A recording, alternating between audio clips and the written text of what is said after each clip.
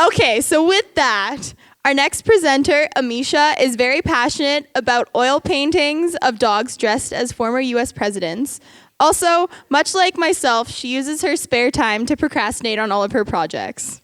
So please give a warm round of applause for Amisha with Kudkikala.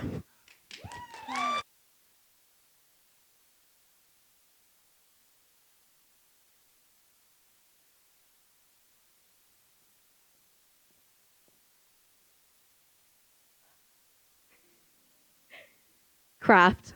What a broad and multifaceted word it is. Now, when I say the word craft, what's the first thing that pops into your head? Do you think a skilled profession, arts and crafts, or craft beer? 'Cause that's what I'm thinking. And though all those definitions may be comprehensive to the one word craft, it's your definition, my definition, that really makes sense at the end of the day. So the presentation title that I've chosen, Khud Ki Kala, in Hindi means my craft. And today I'm talking to you about all the different crafts that have crafted me into the person that I am today. So I'm going to take you back to a story before all of us were even born. A story from Indian mythology, the Mahabharata. So there is this guy named Krishna who used to talk to the baby brewing inside of his auntie. And the baby's name was Abhimanyu. So now Krishna used to teach Abhimanyu all these cool war fighting techniques. And as a result of such, Abhimanyu grew up to be this gorgeous, valiant, courageous, and strong soldier.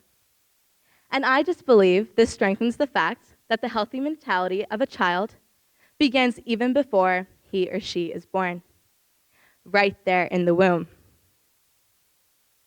Now, I'm not saying I'm God or anything, but that's kind of what happened with me. I used the inheritances from my mama's womb, just like all of you guys did, to become the people that you are today. So growing up in an East Indian background family and being raised 100% in Canada, my mother worked a great deal to teach me how to accept, exemplify, and be proud of who I was.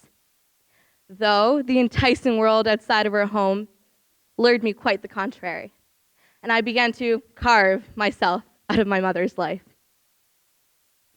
I was unable to understand what was going on, and Mom said Bharatanatyam, an Indian classical dance style, and man, I resisted with every being inside of me. And slowly, our differences ran much greater than just the topic of dance. It became about values, self-love, and morals. Now, growing up, our family moved across Canada quite a bit. And you know what? I changed myself at every single move. Every new city, I somehow became a different version of myself.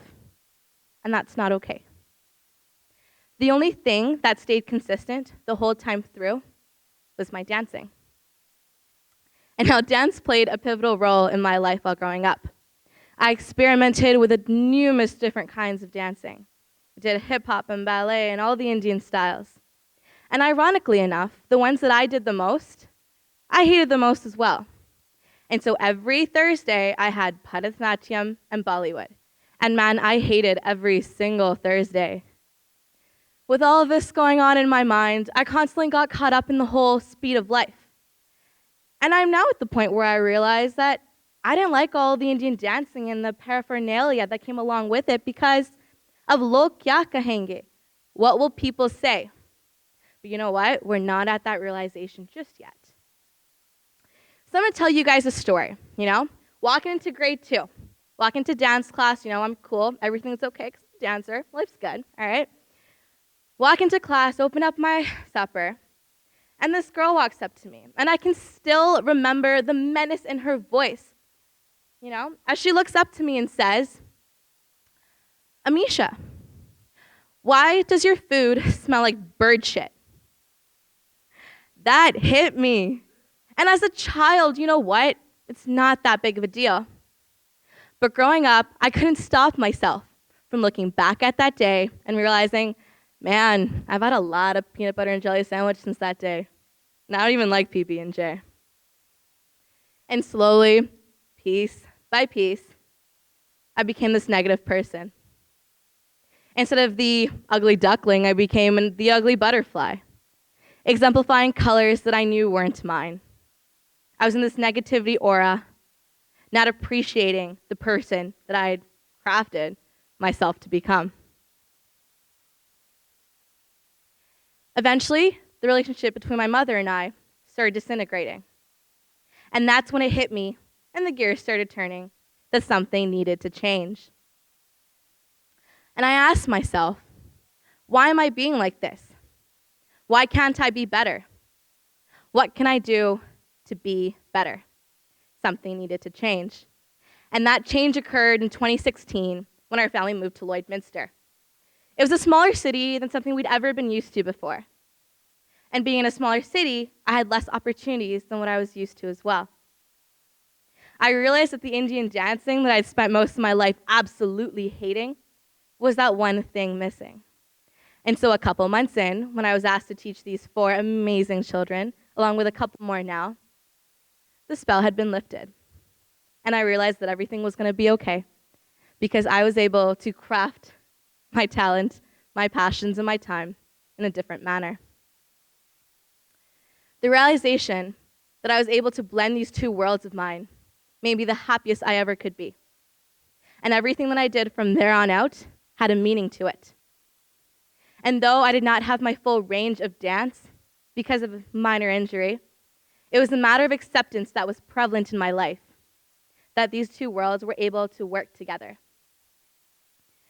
And my realization that I was capable of making these 2 work together was the step that gave me the ability to understand that the Indian identity of mine that I had kept concealed for so long was finally ready to be unveiled under a proud and shining light.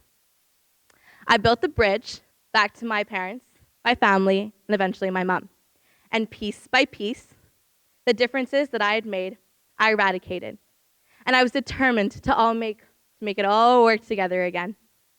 I finally understood that the Indian dancing that my mom had pushed me to do while I was little was really just her way of getting me back to it and connecting me back to the culture.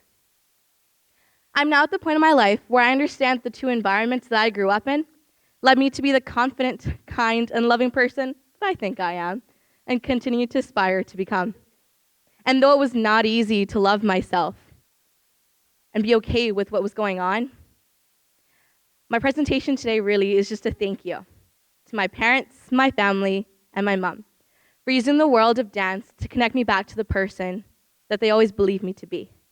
And for teaching me the lesson that simplicity is key, baby. Thank you.